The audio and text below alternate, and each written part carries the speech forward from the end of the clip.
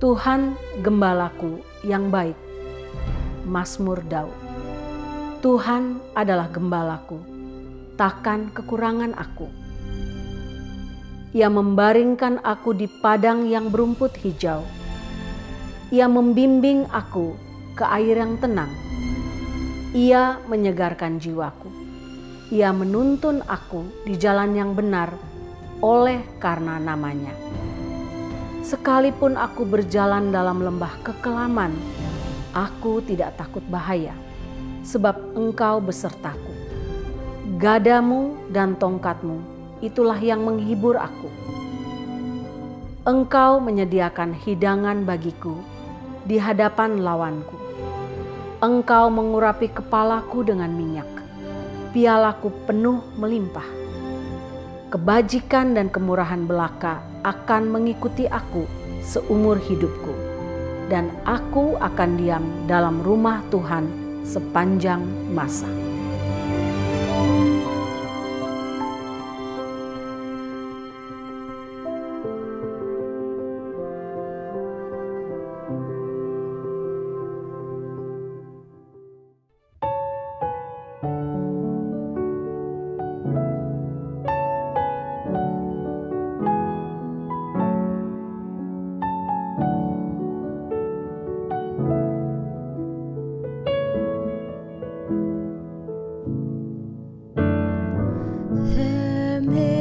Storms that won't move out the way, and trials will come to only test my faith.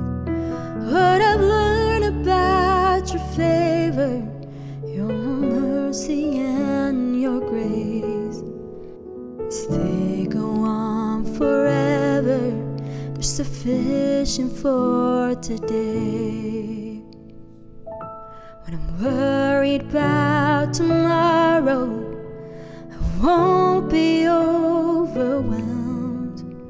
And the burdens that I've carried, I will choose to lay them down. 'Cause what I've learned about your favor, your mercy and your grace, they go on forever. They're sufficient for today. Hallelujah, hallelujah, hallelujah. It's sufficient for today.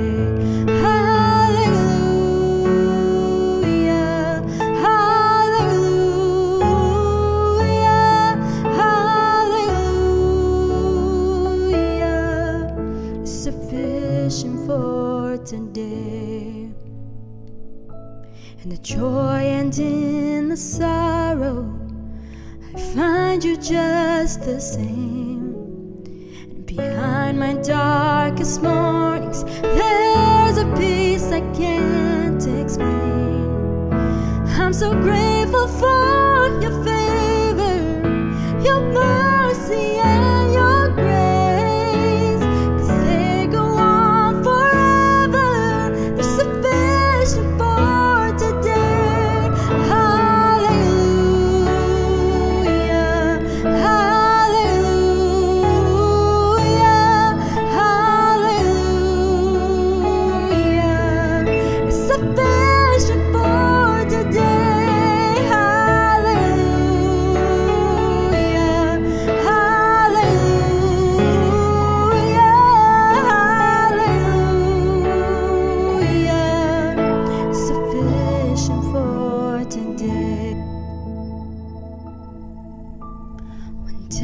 I'll finally see you, and my faith will be my sight, and all my present sufferings will be gone and left behind.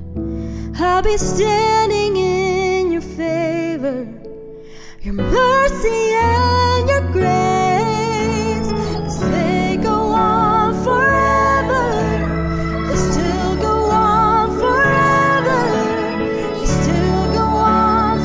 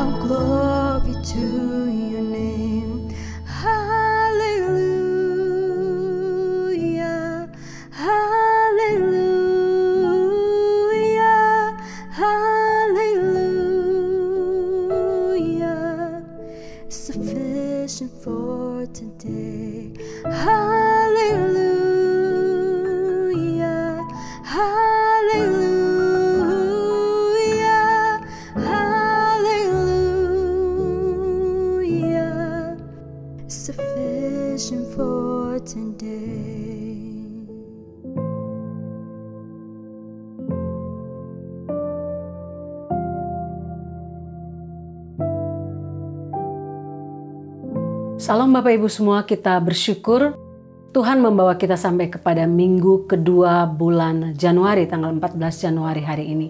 Dan kita masih melanjutkan tema seri khotbah dari Mazmur 23. Hari ini saya akan membawakan bagian yang kedua, Mazmur 23 ayat 1. Tuhan adalah gembalaku, takkan kekurangan aku. Mari kita berdoa. Bapa dalam surga, kami mengucap syukur karena Engkau memakai Daud untuk menuliskan Mazmur 23. Mazmur yang sangat dalam maknanya bagi kami orang percaya. Hamba berdoa supaya kebenaran firman Tuhan ini yang telah memberkati hamba, sungguh dapat memberkati semua Bapak Ibu yang mendengarkannya. Kami tahu dunia tidak akan makin lebih baik lagi. Dunia tidak akan menjadi tempat yang nyaman untuk kami. Tapi kami bersyukur karena melalui firman Tuhan ini, Tuhan adalah gembalaku, takkan kekurangan aku, menjadi kekuatan untuk hamba dan untuk kami semua yang mendengar firman Tuhan hari ini.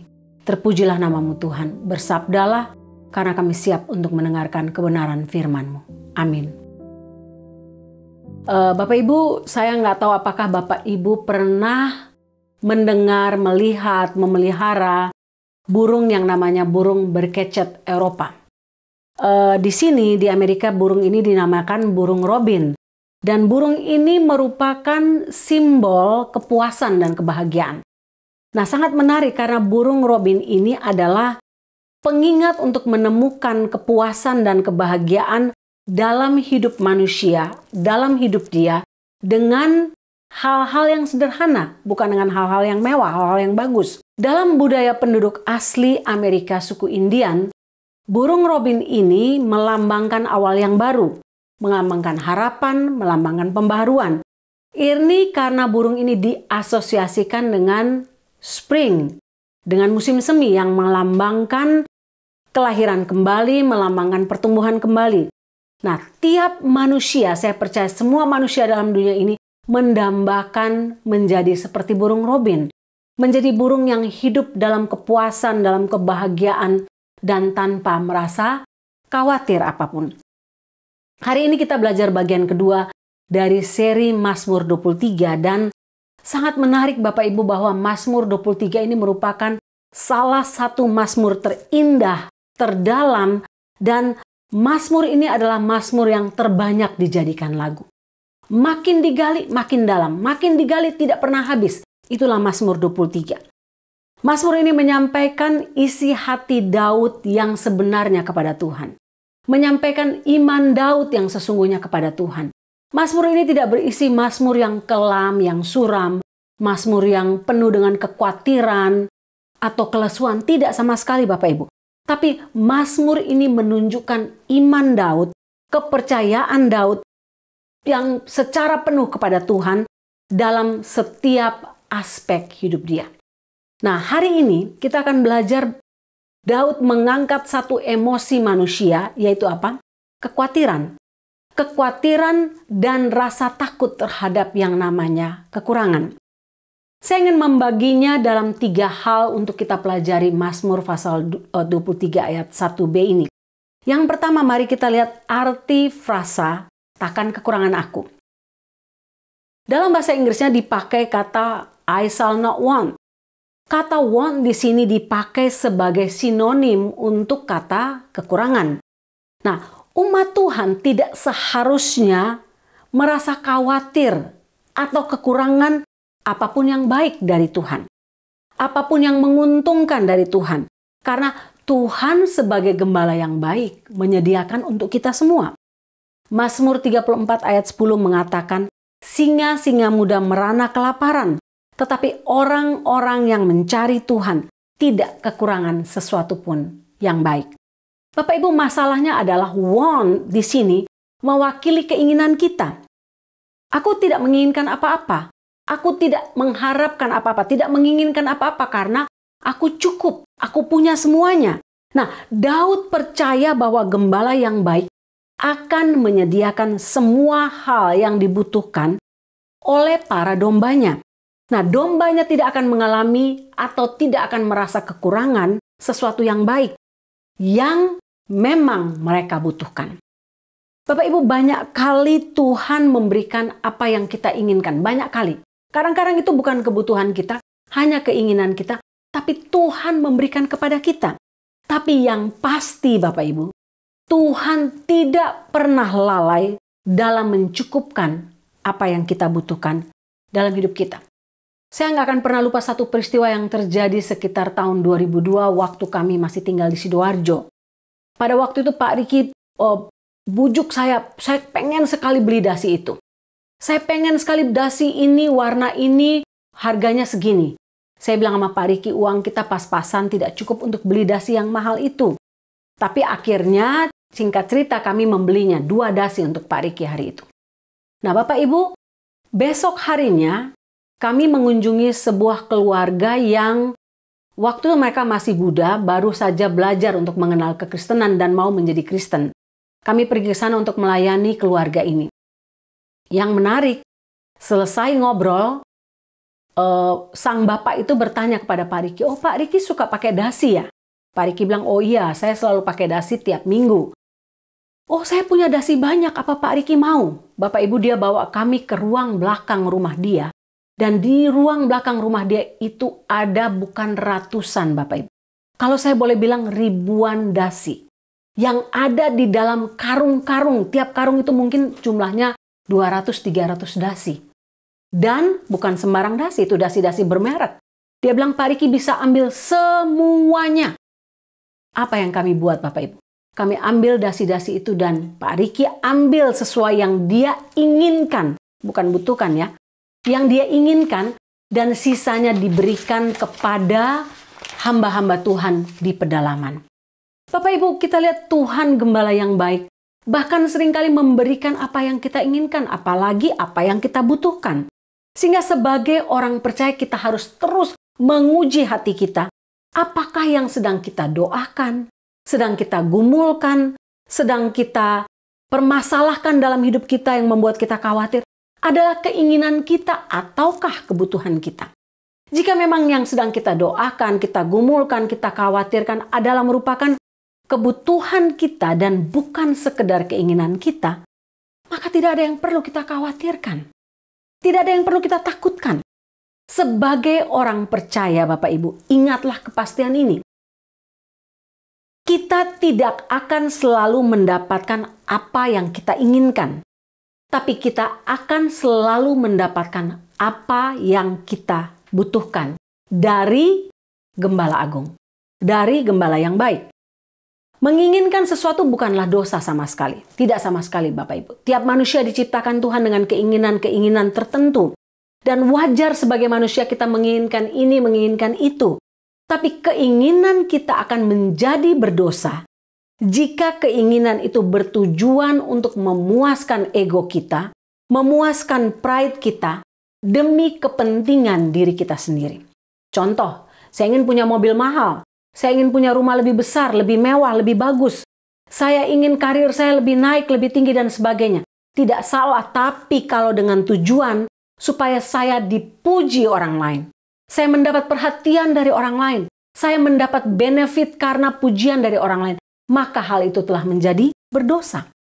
Keinginan yang salah akhirnya membawa kita ke dalam yang namanya ketidakpuasan. Kalau tidak puas, tidak bahagia. Tidak akan merasa kecukupan. Banyak orang tidak puas oleh karena mereka mengejar keinginan mereka dan bukan kebutuhan mereka. Mereka memimpikan rumput tetangga yang hijau, lebih hijau dari rumput mereka. Walaupun sebenarnya mereka tidak membutuhkan rumput. Karena rumah mereka tidak punya halaman untuk ditanami rumput. Bapak Ibu, keinginan manusia tidak akan pernah dipuaskan oleh apapun. Nah, di Timur Tengah, memang rumput ini sangat sulit dicari, rumput sedikit. Sehingga domba harus berpindah dari tempat ke tempat, dari padang rumput ke padang rumput, untuk mencari rumput khususnya pada musim panas. Nah, pada musim panas, dataran rendah itu biasanya mengering. Sehingga gembala akan membawa domba ke tempat yang lebih tinggi, ke bukit, ke gunung yang lebih tinggi. Di atas bukit atau di tempat yang lebih tinggi itu pun gembala harus membawa domba berpindah-pindah tempat untuk mencari rumput yang lebih baik, rumput yang lebih banyak, rumput yang lebih hijau. Nah, domba tidak akan beristirahat kecuali Mereka bebas dari rasa takut dan kelaparan.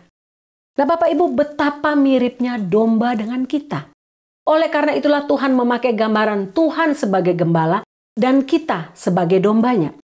Sebagai manusia, sebagai orang percaya, kita harus bebas dari rasa khawatir, dari rasa takut akan kekurangan. Sehingga ketika Tuhan menjadi gembala kita, Dia menghilangkan rasa khawatir kita, Dia memuaskan rasa lapar dalam hati kita, Dia memberikan ketentraman dalam jiwa kita. Dan salah satu janji terindah yang Tuhan berikan dalam Alkitab adalah yang tertulis dalam Matius pasal 11 ayat 28. Tuhan Yesus katakan, "Marilah kepadaku, kamu semua yang letih lesu dan berbeban berat. Aku akan memberikan kelegaan kepadamu." Bapak Ibu, Tuhan Yesus menjanjikan ketenangan dalam jiwa. Tuhan Yesus adalah gembala yang baik, yang memberikan ketenangan, memberikan kecukupan secara fisik, bahkan mengangkat kekhawatiran dari dalam hati kita, dari dalam jiwa kita. Kalau begitu Bapak Ibu, siapa yang dimaksud dengan orang yang berkekurangan? Siapa itu mereka yang berkekurangan? Menarik, saya baca sebuah kisah yang ditulis oleh seorang wartawan. Wartawan ini ada seorang jurnalis yang mengadakan penelitian di daerah yang namanya Bethesda. Bethesda adalah sebuah kota kecil di Tennessee. Nah, kawasan Bethesda ini merupakan salah satu kawasan yang merupakan kota kecil dengan pendapatan keluarga rata-rata tertinggi di Amerika. Bethesda ini menurut laporan dari majalah Money adalah satu daerah yang sangat luar biasa. Warga kota Bethesda adalah warga kota yang memiliki yang namanya American Dream. Mengapa Bapak Ibu? Kota ini secara akademik berisikan orang-orang pintar. Paling tidak rata-rata mereka punya bachelor, mereka punya master, mereka sekolah tinggi. Bukan itu saja, secara ekonomi mereka mapan. Secara finansial, pendapatan per kapita mereka adalah salah satu pendapatan tertinggi di Amerika. Secara kesehatan, Bethesda ini warganya adalah warga yang giat untuk berolahraga. Salah satu tempat tersehat bagi para wanita dengan tingkat perokok yang paling rendah, obesitas terendah, penyakit jantung terendah, termasuk diabetes terendah di Amerika. Bapak Ibu, jumlah orang yang berjalan kaki atau bersepeda ke tempat kerja, berolahraga secara rutin sangat banyak di Bethesda ini. Tapi masalahnya Bapak Ibu, ada satu masalah yang sangat mengganggu kota ini. Bayangkan jika memiliki semua hal ini merupakan kunci kebahagiaan, maka seharusnya orang-orang Bethesda adalah manusia paling berbahagia di Amerika, bahkan mungkin di dunia. Tapi tidak demikian terjadi. Yang terjadi adalah mengapa banyak warga kota Bethesda berjalan melalui pusat kota Bethesda tanpa senyum, tanpa kebahagiaan. Mereka kelihatan hidup sebagai manusia yang tidak puas, tidak bahagia. Mengapa tidak dari mereka yang muncul atau jalan atau lari pagi dengan wajah yang tersenyum? Tidak sama sekali. Jurnalis ini sempat mewawancarai seorang lawyer perempuan yang termasuk orang kaya, punya rumah bagus, keluarga yang cantik, anak-anak yang berhasil. Tapi dia katakan, hatiku merasa hampa, tidak puas, tidak punya sesuatu. Lisa Tatel, seorang psikoterapis di Rockville, dia katakan begini, dalam pekerjaan saya sebagai seorang psikiater, saya bertemu banyak orang yang nampaknya memiliki segalanya, kecuali ketenangan pikiran di kota Bethesda ini. Bayangkan Bapak Ibu, mungkin mereka telah berhasil dalam banyak hal, tapi mereka menjadi orang-orang yang tidak bahagia. Mereka mengalami perasaan yang hampa, yang kosong, seperti ada sesuatu yang hilang dari dalam hidup mereka, dari dalam diri mereka. Robert Hedaya, seorang profesor klinis psikiater di Georgetown University School of Medicine, dia tinggal juga di kota ini. Dia katakan begini, dia perkirakan 50% lebih orang di kota Bethesda hidup tanpa merasa kepuasan, tanpa kebahagiaan. Mereka merasa kosong dan merasa hampa. Mereka menderita ketidakbahagiaan dari yang jenis ringan sampai jenis terberat, Bapak Ibu. Sejak dia pindah 34 tahun lalu ke kota itu, dia makin jelas melihat bahwa orang-orang yang tinggal kota itu tidak bahagia sama sekali. Dan itu meningkat dari tahun ke tahun. Bapak Ibu, sangat ironis bukan? Kota yang boleh dikatakan American Dream, tapi tidak mengalami kebahagiaan apa-apa. Pikiran dunia tentang orang yang berkekurangan adalah biasanya orang yang miskin. Orang yang berkekurangan itu mereka yang untuk hidup hari-hari pun gak sanggup. Mereka yang berkekurangan itu mereka yang tidak punya pekerjaan yang tetap. Mereka yang berkekurangan itu adalah mereka yang tidak bisa memenuhi kebutuhan dasar. Makan, minum, pakaian, dan sebagainya, bahkan rumah. Atau mereka yang tidak mampu menyekolahkan anaknya. Mereka yang hidupnya dari hari ke hari menghitung hari demi hari, Bapak Ibu. Tapi tentu ini bukanlah pandangan yang dikatakan oleh Mazmur 23, oleh Daud. Sama sekali tidak. Orang yang berkekurangan bisa meliputi mereka yang kaya. Mereka yang secara akademik memiliki segalanya. Mereka yang berkecukupan. Mereka yang mungkin memiliki nilai sosial yang tinggi. Mereka yang memiliki kesehatan yang bagus dan punya semuanya. Mereka yang mampu tidak saja memenuhi kebutuhan dasar, tapi kebutuhan yang sekunder malah lebih dari itu. Mereka yang memiliki semuanya secara berlebihan, tapi mereka tetap hidup dalam rasa khawatir, dalam rasa tidak puas, dan tidak bahagia sama sekali. Bapak Ibu, orang Bethesda memiliki semuanya, tapi mereka kalau dikategorikan dalam Mazmur 23 dihitung sebagai orang yang berkekurangan. Kenapa? Mereka hidup dalam ketakutan, dalam kekhawatiran, takut kalau mereka mengalami kekurangan. Singkat katanya Bapak Ibu, orang kaya bisa menjadi orang yang berkekurangan.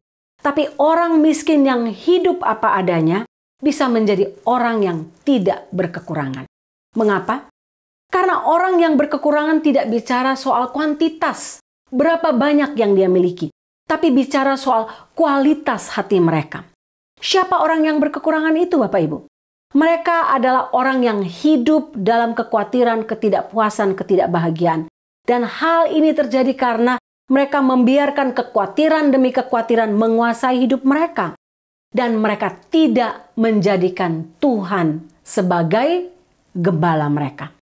Bapak Ibu, sungguh ironis bagian ini. Tapi menjadi bagian yang sangat menarik karena kita akan belajar bagian ketiga. Kalau begitu, apa rahasia hidup tidak berkekurangan? Bagian yang ketiga. Bapak Ibu lihat, Daud adalah mantan gembala. Dia tahu persis dia memiliki insting yang kuat untuk memenuhi kebutuhan semua dombanya. Secara fisik, dia memenuhi kebutuhan rumput yang hijau, air yang tenang, yang cukup semuanya. Secara emosi dia memberikan rasa aman, perlindungan dari binatang buas, Bapak Ibu. Sehingga dalam pengalaman Daud, jika domba ini hidup bergantung penuh kepada gembala, tidak melawan, tidak mengikuti kehendaknya sendiri, tunduk kepada tuntunan gembala, maka domba tidak perlu takut, tidak perlu khawatir akan makanan minuman, bahkan perlindungan dari binatang buas, sama sekali tidak. Tidak perlu takut tersesat, karena domba akan menuntun dia. Gembala akan memenuhi kebutuhan secara fisik dan secara mental. Sampai kepada yang namanya rasa aman. Mereka akan merasa cukup, tidak akan merasa kekurangan. Dan ini merupakan rahasia yang penting bagi seekor domba. Nah, hal yang sama terjadi dalam hidup kita sebagai orang percaya, Bapak Ibu. Sebagai domba dari Tuhan Yesus. Sebagai domba Tuhan, kita tidak akan mengalami kekurangan apapun jika yang pertama, kita menjadikan Tuhan sebagai gembala pribadi kita. Pak Riki sudah bahas ini minggu lalu secara panjang lebar. Bagaimana kita menjadikan Tuhan sebagai gembala pribadi kita. Dan ini langkah terpenting dan langkah paling utama. Tanpa langkah ini kita nggak bisa mendapatkan yang namanya takkan kekurangan aku. Tidak bisa sama sekali Bapak Ibu. Sehingga ketika Tuhan menjadi gembala kita, artinya kita memberikan Tuhan tempat terluas untuk memimpin langkah hidup kita. Kita bergantung total kepada Tuhan dan tidak kepada kebodohan kita. tidak kepada hikmat kita. Kita bergantung total kepada Tuhan dan tidak kepada jalan kita sendiri. Domba adalah binatang yang bodoh, Bapak Ibu. Karena kebodohannya, domba cenderung untuk menjadi keras kepala, kepala batu. Domba merasa dia mampu untuk memenuhi kebutuhannya sendiri. Dia tahu jalannya sendiri dari dirinya sendiri. Namun ketika kita menjadikan Tuhan sebagai gembala kita, maka kita harus melepaskan kontrol kepada gembala. Kontrol atas hidup kita harus kita lepaskan kepada sang gembala yang akan memimpin kita ke padang yang berumput hijau, ke air yang tenang, dan memuaskan hidup kita. Menyerahkan kontrol total kepada Tuhan. Bapak Ibu, gembalalah yang mengontrol jalan hidup domba, bukan sebaliknya. Bukan sebaliknya domba yang menuntun jalan hidup atau mengontrol sang gembala, sama sekali tidak bisa demikian. Sehingga Amsal 3 ayat 5-6 katakan, percayalah kepada Tuhan dengan apa? Segenap hatimu. Jangan bersandar kepada pengertianmu sendiri. Domba seringkali bersandar kepada pengertiannya sendiri. Akui dia dalam segala lakumu, maka apa? Ia akan meluruskan jalanmu. Bapak Ibu pernah mendengar pepatah yang mengatakan, you cannot control the wind, but you can adjust the sail. Bapak Ibu, kamu tidak bisa mengendalikan angin, namun kamu bisa mengatur layarnya. Yang bisa mengendalikan angin hanya Tuhan saja. Kita hanya mengatur layar hidup kita sesuai dengan kehendak Tuhan. Sehingga jadikan Tuhan sebagai gembala pribadi kita. Nggak ada jalan lain. Jangan bergantung kepada diri sendiri, kepada kemampuan kita, kepada kebodohan kita. Yang kedua, Bapak Ibu, kita menjadikan Tuhan gembala kita, sehingga hidup kita tidak boleh ada yang namanya kekhawatiran. Jangan khawatir. Berkali-kali Tuhan mengatakan dalam Alkitab, jangan khawatir, jangan takut, dan sebagainya. Bapak Ibu, sejak kecil kita belajar, ketika anak kita belajar bicara, biasanya kita belajar mengajarkan mereka tidak saja bicara papa, mama, tapi juga berhitung. Saya ingat waktu Devia kecil, masih bayi, kalau saya buat susu kaleng itu, saya hitung 1, 2, 3, berapa cup masuk, susu bubuk masuk ke dalam botolnya. Nah, dari situ dia belajar untuk berhitung. Naik tangga. Belajar naik tangga, turun tangga itu berhitung 1, 2, 3, dan seterusnya. Bapak Ibu, tanpa sadar, karena hal itu kita lakukan, kita manusia sering jatuh dalam kekhawatiran karena kita terlalu banyak berhitung. Kita berhitung untuk semua hal. Nah, dalam 2 Samuel pasal 24, dikisahkan tentang mengapa Daud mengambil cara yang membuat Tuhan sangat marah dengan menghitung jumlah pasukan yang dapat berperang untuk maju dalam peperangan. Sehingga hal ini membuat Tuhan sangat marah, sangat murka. 70.000 orang mati dalam murka Tuhan. Ananias dan Safira ketika mereka sudah menjual hasil ladang mereka mulai berhitung. Mereka mulai takut kekurangan sehingga akhirnya mereka menipu Roh Kudus. Dan akhirnya berakhir dengan kematian, Bapak Ibu. Naomi, ketika kekhawatiran datang menimpa hidupnya, dia mulai berhitung. Mereka tidak bisa punya makan lagi. Akhirnya mereka pindah ke tanah Moab. Dan di sana malah dia kehilangan segalanya. Kehilangan suaminya, kehilangan 2 anak laki-lakinya. Pulang dengan tangan hampa dan dia suruh orang menyebut dirinya Mara, yang artinya pahit. Bapak Ibu, kekhawatiran merupakan salah satu tanda terbesar, tanda utama bahwa kita tidak mempercayai Tuhan. Kita tidak percaya kuasanya, kita tidak percaya kasihnya. Yang harus terjadi adalah let it go, Bapak Ibu. Biarkan Tuhan yang mengatur, memelihara, membenahi hidup kita. Biarkan Tuhan yang mencukupkan hidup kita dengan cara Tuhan. Jika kita khawatir, maka kita tidak akan pernah mengalami takkan kekurangan aku dalam segala hal. Tidak kekurangan secara fisik, secara emosi, secara rohani. Bapak Ibu, gembala yang baik itu sama seperti bapa duniawi yang baik, Bapak Ibu. Tidak ada seorang pun bapa duniawi yang baik yang rela atau tega membiarkan anaknya kekurangan. Saya percaya semiskin apapun Bapak itu, dia akan berusaha melakukan apa yang terbaik supaya anaknya bisa makan, minum, bisa hidup baik. Itulah bapa dunia. Apalagi Bapa kita di sorga yang adalah gembala yang baik. Matius 6 mengingatkan kita untuk tidak khawatir karena kekhawatiran tidak menambah sehasta pun dalam jalan hidup kita, sama sekali tidak. Malah kekhawatiran mengurangi usia hidup kita, membawa sakit penyakit. Kalau saja burung di udara Tuhan pelihara, kalau saja bunga di padang Tuhan hiasi, apa yang kita khawatirkan dalam hidup kita, Bapak Ibu? Seringkali kekhawatiran kita adalah hal-hal yang tidak berguna, sama sekali tidak penting. Kekhawatiran kita tidak adalah karena kita tidak menjadikan Tuhan sebagai gembala kita. Sehingga apa obat kekhawatiran, Bapak Ibu? Matius 6 ayat 33 katakan, cari dahulu kerajaan Allah dan kebenarannya, maka semuanya, Bapak Ibu ingat, semuanya akan ditambahkan kepadamu. Artinya apa? Obat kekhawatiran itu artinya apa? Ganti fokus. Jangan berfokus kepada kebodohan kita. Jangan berfokus kepada keterbatasan kita. Berfokuslah kepada Tuhan yang Maha Besar. Dengan apa?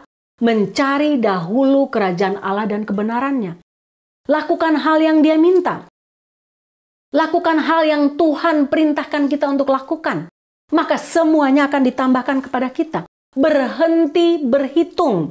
Bapak Ibu, karena matematika Tuhan tidak pernah cocok dengan matematika kita. Matematika kita adalah 1 tambah 1 sama dengan 2. 2 kurang 1 sama dengan 1. 2 kurang 2, 0, habis. Tapi matematika Tuhan adalah 5 roti tambah 2 ikan sama dengan 5.000 dikenyangkan, puas, dan masih ada sisa 12 bakul. Sehingga jangan pernah berhitung dengan Tuhan. Lepaskan kekhawatiran kita. Takkan kekurangan aku dalam hidup orang percaya bukan berarti hidup tanpa masalah. Bukan sama sekali, Bapak Ibu. Bukan berarti hidup bebas dari masalah, tanpa penderitaan, tanpa pergumulan, tanpa beban. Seolah-olah semuanya sudah tersedia tanpa ada batas. Tidak sama sekali, Bapak Ibu. Hidup orang percaya bukanlah tanpa beban, bukanlah tanpa kekurangan, bukanlah tanpa masalah. Kadang-kadang Tuhan mengizinkan kita harus menjerit, bertekuk lutut, menangis, berjuang dalam pergumulan kita. Tapi ingat, Tuhan tidak pernah membiarkan kita jatuh tergeletak. Tuhan tidak membiarkan kita memikul beban kita dengan diri kita sendiri. Tuhan memberikan kita kekuatan dan pertolongan bagi kita. Dan pertolongan Tuhan selalu tepat pada waktunya. Di saat kita habis berpikir, tidak punya pikiran apa-apa lagi, tidak punya jalan keluar, Tuhan memberi jalan keluar. Takkan kekurangan aku itu berarti dalam keadaan sesulit apapun, Tuhan memelihara. Tuhan melindungi. Tuhan memberikan jalan hidup bagi kita. Tuhan menentukan langkah apa yang harus kita lakukan. Asalkan kita punya iman kepada gembala yang baik itu. Dan bukan hidup dalam kekhawatiran. Yang ketiga, Bapak Ibu. Menjadikan Tuhan gembala, jangan khawatir. Dan yang ketiga adalah puas dengan semua berkat Tuhan. Bapak Ibu, situasi pertama yang dirasakan Daud, emosi pertama yang dirasakan Daud dalam konteks Tuhan adalah gembalaku adalah apa? Takkan kekurangan aku. Daud menyatakan bahwa kecukupan dirinya itu bersumber kepada kehadiran Tuhan dalam hidup dia. Pemakaian kata Tuhan adalah gembalaku menggambarkan relasi yang sangat personal, sangat pribadi antara seekor domba dan gembala. Antara kita dengan Tuhan kita. Daud tahu bahwa dia tidak akan kekurangan apapun karena dia punya relasi yang intim dengan Tuhan. Bukan soal materi saja, Bapak Ibu, tapi bicara soal kecukupan secara emosi, secara spiritual. Banyak orang meskipun mereka sudah punya segala-galanya, tapi tetap tidak merasa cukup, tetap tidak merasa puas. Sebenarnya tidak ada ukuran batas kepuasan kita terhadap sesuatu benda, terhadap kepemilikan. Tidak ada sama sekali. Tidak ada seorang bisa berkatakan, oh aku sudah cukup, tidak punya keinginan apa-apa lagi. Tidak. Tidak ada batas ukurannya sama sekali, Bapak Ibu. Seseorang bisa mengejar berbagai hal, mengejar kekayaan, mengejar karir, mengejar pendidikan, mengejar kesuksesan, ketenaran, dan sebagainya untuk mencapai yang namanya kepuasan. Tapi setelah dia sampai kepada tahap itu, sampai kepada step itu, dia tidak puas. Dia harus mengejar yang lain lagi. Tidak akan ada kepuasan yang dialami walaupun dia sudah mendapatkan apa yang diinginkan dalam tahap sebelumnya. Kepuasan sejati tidak dapat kita temukan dalam semua hal di dunia ini. Tidak ada satupun, Bapak Ibu. Kepuasan sejati hanya bisa kita temukan dalam Kristus Yesus sebagai Tuhan dan Gembala yang baik. Stephen Bartlett mewawancarai Walter Isaacson. Walter Isaacson ini adalah seorang jurnalis, dia penulis, dia profesor, dan dia menulis autobiograf tentang Elon Musk yang diterbitkan tahun 2023 tahun lalu. Sebagai salah satu manusia terkaya, tersukses, terpintar di dunia, Elon Musk menjadi orang yang sangat luar biasa. Semua orang ingin menjadi seperti Elon Musk. Ketika Steve menanyakan kepada Walter, apakah Elon Musk puas? Apakah dia bahagia? Walter dengan cepat mengatakan tidak. Elon Musk tidak pernah puas. Elon Musk tidak pernah bahagia. Kalau kamu bertanya kepada dia 10 hal, sebutkan 10 hal dalam hidup kamu yang ingin kamu kejar, yang bisa membuat kamu bahagia, membuat kamu puas. Maka Elon Musk tidak akan menjawab, oh pleasure, oh ketenangan, oh jalan ke pantai, oh vacation, oh harta. Tidak akan menjadi top 10 dari jawaban Elon Musk, sama sekali tidak. Bapak Ibu bayangkan apa yang Elon Musk punya. Semua hal dalam dunia ini dia punya, Bapak Ibu. Dia punya company yang namanya Tesla dengan mobil termahal, Bapak Ibu tahu itu. Dia punya yang namanya SpaceX. Dia punya yang namanya X yang dulu adalah Twitter, dibeli oleh dia. Dia punya yang namanya XAI. Dia punya yang namanya Neuralink Corporation. Dia punya yang namanya Zip2. Dia punya yang namanya OpenAI. Dia punya PayPal. Kalau Bapak Ibu pakai PayPal itu punya dia. Dia punya yang namanya Solar City. Tapi Elon Musk katakan, saya tidak pernah puas. Saya itu seperti video game addict. Seperti orang yang candu main video game. Kalau saya berhasil lolos dari game 1, saya akan naik ke game 2. Game 2 saya nggak akan puas. Saya harus sampai ke game 3, game 4, dan seterusnya. Dan setiap pagi, siang, malam saya memikirkan bagaimana saya bisa sampai ke level berikutnya. Bapak Ibu mungkin Anda pernah berpikir, alangkah bahagianya hidup saya. Alangkah puasnya saya. Saya tidak akan mengalami kekurangan, kekhawatiran kalau saya itu seperti Elon Musk. Tapi Bapak Ibu baca buku dia yang baru diterbitkan tahun lalu. Elon Musk tidak pernah puas, tidak pernah bahagia. Bapak Ibu, jawaban atau kesaksian dari Elon Musk ini menjadi sesuatu yang memukul hati orang-orang dalam dunia ini. Sepintar apapun, sekaya apapun, sehebat apapun, setinggi apapun Anda tidak akan pernah merasa puas dan tidak pernah merasa bahagia. Akan selalu mengalami rasa kekurangan. Bukan kekurangan secara materi saja, tapi secara emosi, secara spiritual. Karena apa? Mungkin Anda belum pernah menjadikan Tuhan sebagai gembala kita. Mau hidup tidak berkekurangan? Mau hidup bahagia? Mau hidup puas? Jadikan Tuhan gembala kita. Jangan pernah khawatir. Biarkan Dia yang mengontrol dan mengatur hidup kita. Hidup dengan rasa puas, hidup dengan kebergantungan total kepada Dia. Biarkan Dia yang mengendalikan hidup kita dan melepaskan kendali kita kepada Gembala Agung, Gembala yang baik. Mari kita berdoa. Tuhan, betapa bodohnya kami seperti domba yang bodoh. Betapa keras kepalanya kami seperti domba yang keras kepala. Seringkali kami merasa kekurangan, kami tidak puas, kami tidak bahagia. Kami mengalami perasaan kurang. Oleh karena kami ingin menjadi lebih dari gembala. Kami tidak ingin melepaskan kontrol atas hidup kami. Kami ingin mengatur jalan hidup kami. Kami merasa kami lebih hebat dari Tuhan. Kami merasa kami sebagai domba lebih hebat dari gembala. Ampunilah kami. Tuhan, tolonglah kami di dunia yang tidak akan makin lebih baik ini. Tolonglah kami untuk menemukan kepuasan. Merasakan takkan kekurangan aku karena kami menjadikan Engkau sebagai gembala agung kami, gembala pribadi kami, gembala yang kami punya hubungan pribadi, relasi dengan Engkau secara intim tiap-tiap hari. Kami berdoa supaya tiap-tiap kami melalui firman Tuhan hari ini mendapatkan kepuasan, ketenangan batin, karena kami memiliki Engkau, menjadikan Engkau sebagai gembala agung kami. Menjadikan Engkau sebagai sahabat kami, sebagai Bapa kami, sebagai Tuhan kami, sebagai segala-galanya untuk hidup kami. Terima kasih Tuhan. Jika ada di antara kami yang sampai detik ini merasa kosong, merasa hampa, merasa tidak punya tujuan apa-apa dalam hidupnya. Hamba berdoa kebenaran firman Tuhan ini menjadi jawaban. Jangan pernah menunda, jadikan Tuhan sebagai gembalamu satu-satunya. Terima kasih Tuhan untuk kebenaran firman-Mu ini. Dalam nama Tuhan Yesus. Amin.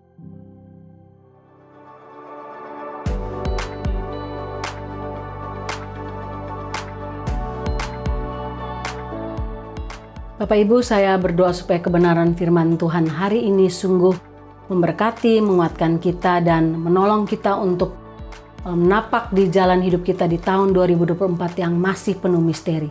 Percaya bahwa jika kita menjadikan Tuhan gembala kita, maka kita tidak akan pernah kekurangan. Kita akan mengakhiri ibadah kita. Mari kita tundukkan kepala kita dan menerima berkat Tuhan. Tuhan memberkati engkau dan melindungi engkau. Tuhan menyinari engkau dengan wajah-Nya dan memberi engkau kasih karunia. Tuhan menghadapkan wajah-Nya kepadamu dan memberi engkau damai sejahtera. Amin.